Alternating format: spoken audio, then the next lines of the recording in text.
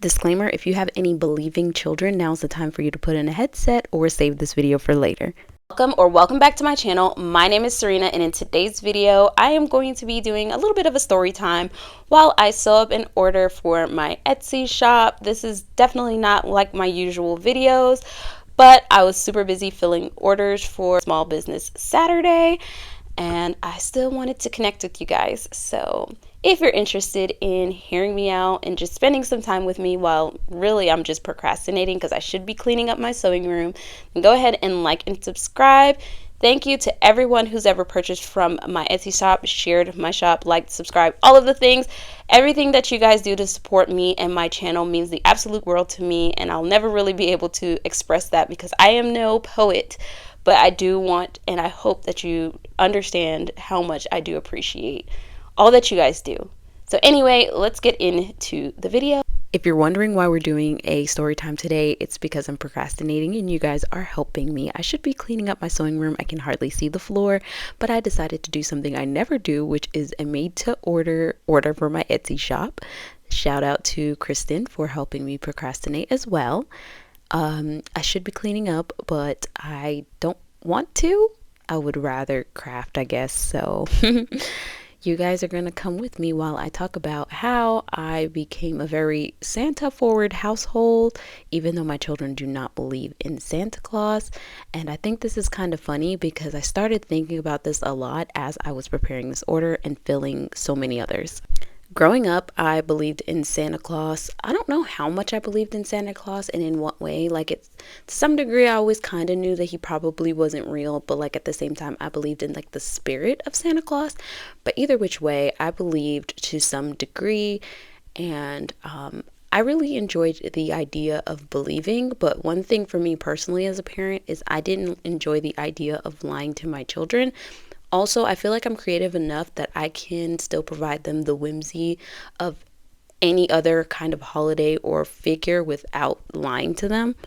Not only did I not want to lie to them, but I also didn't want their bubble to be bursted by like anyone else or anyone else's children, or I didn't want anyone else to have to keep up with the lie that I told my kids.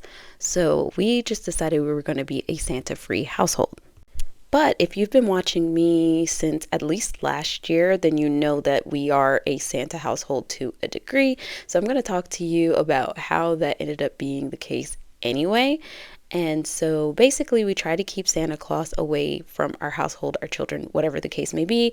But you can't really do that when you live in the US because his imagery is pretty much everywhere. So once my oldest was old enough to start questioning the idea of him, I just made sure to let her know straight away that Santa wasn't real. But we do encourage his realness the same way that we would any like cartoon character. So they're able to enjoy him in the same way they enjoy their favorite cartoons. So he's real in that way. And so because of that, we do have his imagery. Some of the positive that I find to doing this, and keep in mind don't really have anything to compare this to, but it does cut down on a lot of questions that I feel like some of other parents may have. So basically, I don't have to worry about like different mall Santas or different pictures, videos, whatever of different Santas, because my kids already understand that he's not real. So basically anybody can play the part, like dress up. For diversity and inclusion, we do have a Black Santa in our household. And so one thing we won't have to worry about is people trying to tell my children that the Black Santa is not the real Santa, and vice versa, because, or like if my kids see a white Santa, whatever the case may be, because at the end of the day, again, they know he's not real. So there is no right one or wrong one or real one or fake one. And I love that. Another pro to the Santa's not real situation is that I will never have to have the Santa is not real talk because I've already had it. And I had it before he was built up to be this amazing figure that they look forward to for 7, 8, 9, 10 years. Like none of that exists, so I never have to set aside a time. And I feel like the biggest thing with that Santa isn't real talk is the fear of losing the trust from my kids, because I feel like at whatever age that I tell them that he's not real, they may not be prepared to understand why I went through the logic. They may not understand why it is that I came up with this whole facade in the first place, when I personally think that I am capable, and I have been making Christmas a very special and beautiful time of year for my kids anyway. So because I feel capable of doing that without having to lie to them, I don't see a reason to lie to them for so many years and then have to burst the bubble later. Now here comes the one and only downside to having my kids know from the beginning that Santa is not real. The fact that I do run the risk of them ruining that for someone else's child. And this isn't something that I thought about because I was homeschooling for the longest, so I never took into consideration that they would even be having the Santa talk, because we don't have, prior to last year, we didn't have his imagery in our house at all. So I didn't think it was something that we would have to bring up with regards to speaking to other children.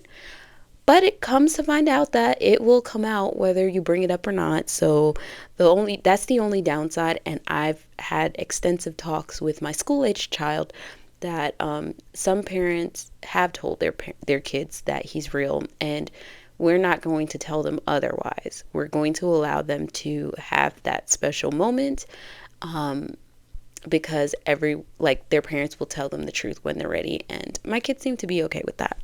Plus, I think it's a really easy way to approach the subject of being respectful of other people's beliefs, even if they're differing than ours, because I wouldn't want them to go around doing that with someone's religion. So I feel like it's a good, small way of easing that lesson to them.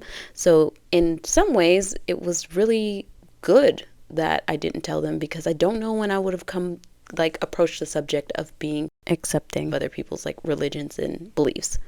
Also, it turns out that telling them that Santa isn't real does not take away from their excitement about him in terms of him being an idea, because they are still very much I love Santa children. But I just am so happy I don't have to ever tell them that he's not real, because I've already done that. I am a very anxious person, so I'm glad that I'm also not pushing on that he sees you when he's sleeping, he knows when you're awake type of thing. I kind of want the kids to be decent people and not just being decent until the end of the year, so that way they can get a gift of some sort. And while we're on the topic of gifts, we don't really get them gifts either, because we kind of like to just get them what they want or what they ask for throughout the year, so that way we're not building up Christmas as this just end all be all. And that's why I go overboard with the baking, the decorating, the ice skating, the activities of it all, because I want to stress how important family and gathering is. To be clear, they do get gifts, but because they do get things throughout the year, it's never this large display of gifts, and the gifts are given to them by family members, and it's things that they truly need. I would love to hear your approach to the Santa subject. I don't think there's any right or wrong way, so I'm very interested. I hope you guys enjoyed this style of video. I really wanted to get something out instead of postponing for another week. I feel like I have less opportunities to connect on YouTube than I do on my other socials, because we can't DM and things like that over here, or they took away the stories. So I just wanted to throw out a smaller, less serious video and be able to connect with you guys some more anyway. So I hope you enjoy this style of video, and should I have more like this and you enjoy it, I'd love to make them again. So if you're interested in supporting me any further, you can leave me a virtual tip over on Ko-fi, become a bobbin over on Patreon. We would absolutely love to have you. And until next time, I will see you in the next video.